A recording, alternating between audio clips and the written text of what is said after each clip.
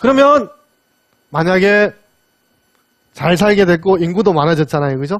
뭘 가르칠까? 라는 문제가 당장 나오지 않겠습니까? 공자가 제나라를 갔습니다. 제나라의 당시 공자를 만났던 제후는 경공이었습니다. 그래서 제경공 문정어 공자, 제나라 경공이 공자에게 정치를 물었습니다. 공자가 대답할 때 군군, 신신, 부부, 자자. 이 유명한 구절이니까 여러분도 한번 읽어보세요. 같이요. 군군, 신신, 부부, 자자. 유명한 구절입니다. 악명이 높은 구절입니다. 같은 말을 이렇게 겹쳐 놓았어요. 해석하기도 어려운데요. 그래서 군주는 군주답고, 신하는 신하답고, 부모는 부모답고, 이게 아버지는 아버지답고 하면 어머니는 서글프잖아요. 그래서 부모는 부모답고, 또 아들이라 그러지 말고, 그죠? 자식은 자식답고, 아들은 아들답고 그러면 딸은 또 슬프잖아요. 그죠? 이렇게 보면 또 이제 여기서 좀 옛날 방식의 독해는 이제 군신 하면 됩니다만, 지금은 또 군주와 신하가 있는 데도 있지만, 정치 제도에서는, 지금 우리는 그런 정치 제도에서는 살고 있지 않지 않습니까? 그럼 이제 군은 뭐 리더라든지 지도자 이렇게 하셔도 되고, 그다음에 신은 전문가 뭐 이렇게 바꿔도 됩니다. 그럼 지도자는 지도자답고, 전문가는 전문가답고, 부모는 부모답고, 자식은 자식답고, 이렇게 대답을 했습니다. 그런데 제경공이 그 말을 듣고 선제 참 좋다. 자기 스스로도 뭔가 반짝 빛이 난다는 거죠. 그 말을 듣고 나서. 그렇지만 만약에 거꾸로 같은 말 사이에 뭐 한자를 집어넣습니까? 불자를 집어넣잖아요. 그죠? 그래서 군불군, 신불신, 부불부, 자부자. 군주가 군주답지 않고, 지도자가 지도자답지 않고, 신하가 신하답지 않고, 전문가가 전문가답지 않고, 부모가 부모답지 않고, 자식이 자식답지 않다면 수요소. 곡식이 아무리 많이 있더라도 그걸 어떻게 먹을 수가 있겠습니까? 이건 결국 각각의 사람이 자기 역할을 할 때 정치가 사나운 호랑이보다도 더 무섭지 않는, 또는 거기에 살러 오고 싶은 근자열, 원자래하는 정치가 될 수 있다는 거죠. 이렇게 볼 때 공자가 생각했던 것은 왜 그 여인이 위험한 태산에 계속 살고 제나라든지 노나라에 가서 살려고 하지 않느냐 하는 거죠. 그럼 결국은 어떻다는 거죠? 군불군, 신불신, 부불부, 자부자한 상황이었기 때문에 살러 못 가는 거잖아요. 왜냐하면 거기 가면 안전하지도 않고 위험하고 세금 많고 고통스러운 삶이 주어져 있기 때문에 차라리 그런 관계가 없는 산속에서 살려고 한다는 거죠. 우리도 이번에 세월호 사건들을 보면 그죠? 각자의 역할에 맡아 있는 사람들이 제 역할을 했더라면 그잖아요. 그 사건을 보고 참담한 기분이 드는 일들은 많이 줄어들었을 겁니다. 사건을 접수한 사람, 선박을 운행하는 사람, 그러한 선박 운행하는 걸 관리감독하는 사람, 초기 구조에 나섰던 사람, 기타 등등이 각자 자기 역할을 최선을 다하려고 노력을 했다는 걸 의심할 수는 없습니다만, 그러나 과연 최선을 다했는가라는 질문을 또 던지지 않을 수 없지 않습니까? 그죠? 그러면서 동시에 또 우리 스스로에게 나의 역할이 제대로 되고 있는지 살펴보자는 거죠. 이렇게 할 때 군군, 신신, 부부, 자자하는 나라가 되어야 가까이 있던 사람은 기뻐서 계속 거기에 살려고 그러고, 멀리 있는 사람은 거기 살려오게 된다는 거죠. 그게 근자, 열, 원자, 내 사항이라고 할 수가 있습니다. 정치라고 하는 것은 정의다. 공자는 이것을 숙이 아닌 숙이 이경, 숙이 안백성이라고 숙이라고 말한 거죠. 1년 만에 성과를 보겠다, 2년 만에 성과를 보겠다. 그럼 여러분들이 그 말을 믿으면 안 된다는 거예요. 안 된다는 걸 된다고 할 때 안 된다고 말하면 포퓰리즘이 자랄 땅이 없습니다.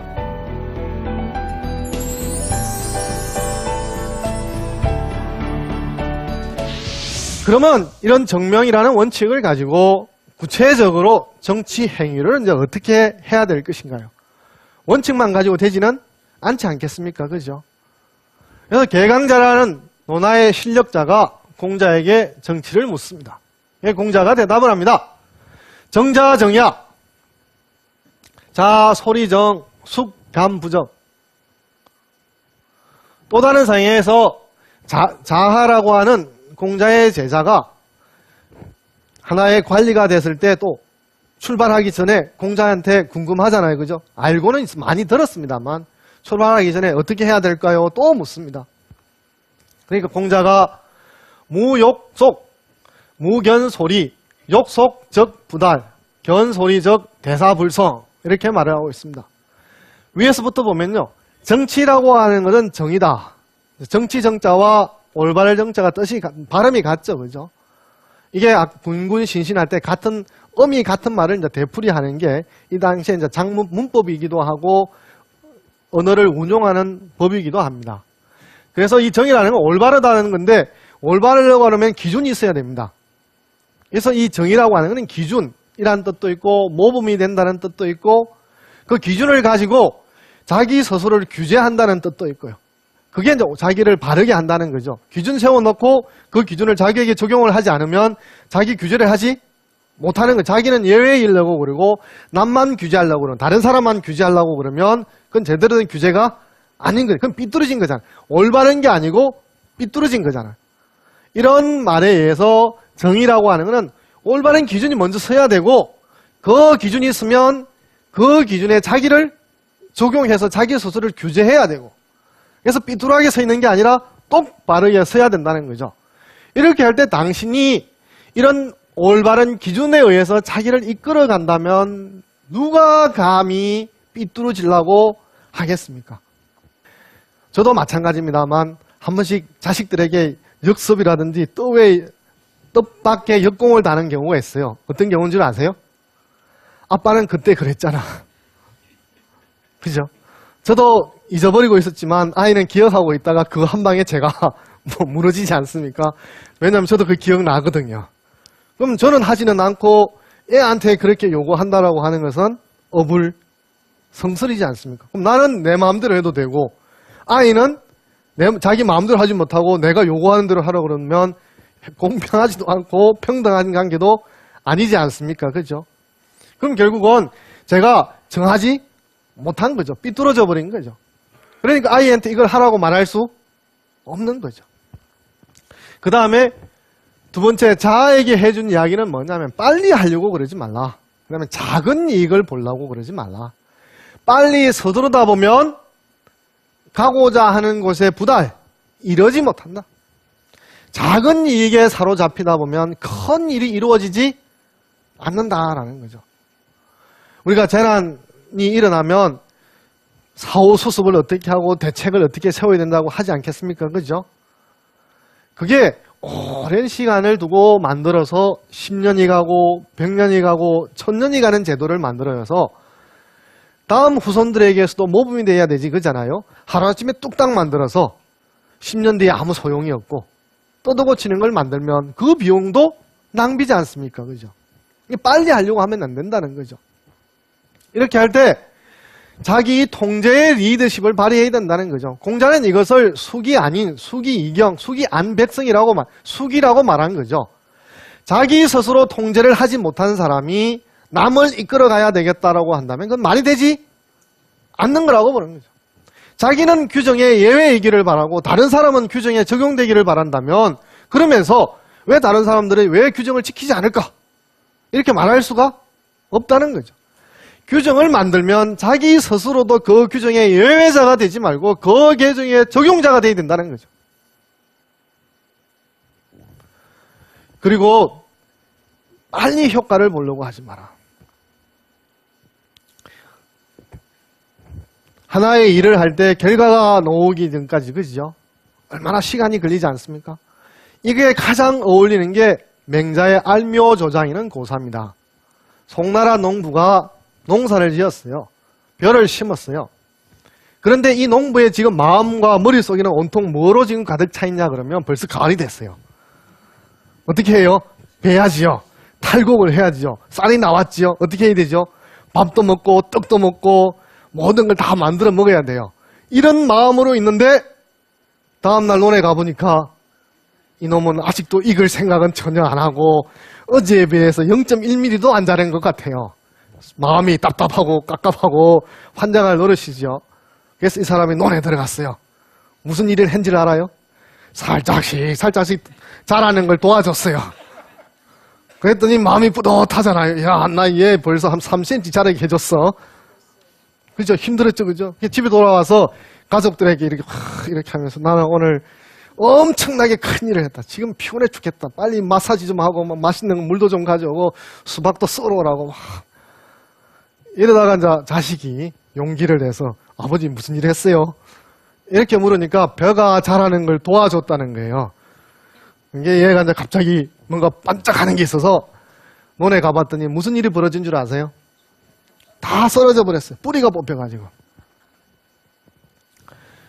곡물이 자라려고 그러면 절대적으로 필요한 시간이 있는 거잖아요.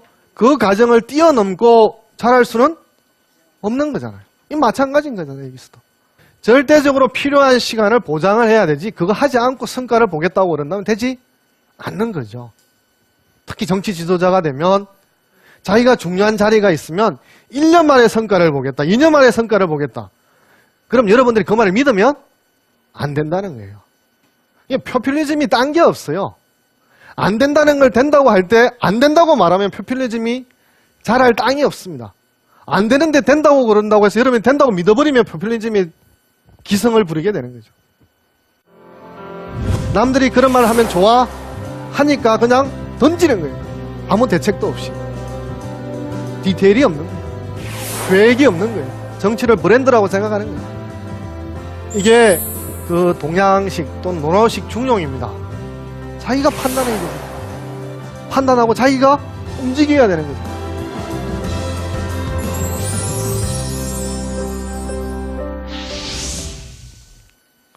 그러면 이러한 공자가 말하는 게 정명이라는 원칙에서 지도자가 원칙을 정하고 그 원칙에 적용이 되는 예외자가 아니라 그리고 빠른 효과를 보려고 하는 욕심에서 벗어나는 다고 한다면 이런 정치가 구체적으로 현실에서 어떻게 작동이 될까라고 하는 게 또 문제이겠죠.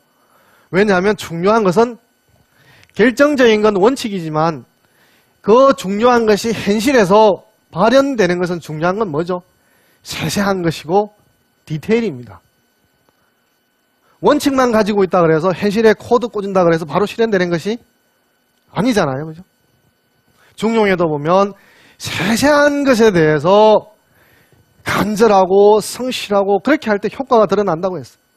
작은 것이라고 사소하다고 하고 긍중긍중 뛰어가 버리고 정치인들 보면 요즘 선거철이 되면 뭐 언제나 다 마찬가지입니다만 말의 성찬입니다. 그런데 그 정치인들을 침묵하게 할 수 있는 게 있습니다. 뭐죠? 그래서요. 어떻게 해야 되는데요? 그래서 그게 어떻게 가능할까요? 좀 더 구체적으로 말해주세요. 이 지역을 동아시아의 허브 지역으로 만들겠습니다. 좋아요? 안 좋아요? 좋죠. 물으면 돼요. 어떻게 해요? 어물. 넘어가면 그 분은 준비가 안 돼 있는 거예요. 디테일이 없는 거예요. 계획이 없는 거예요.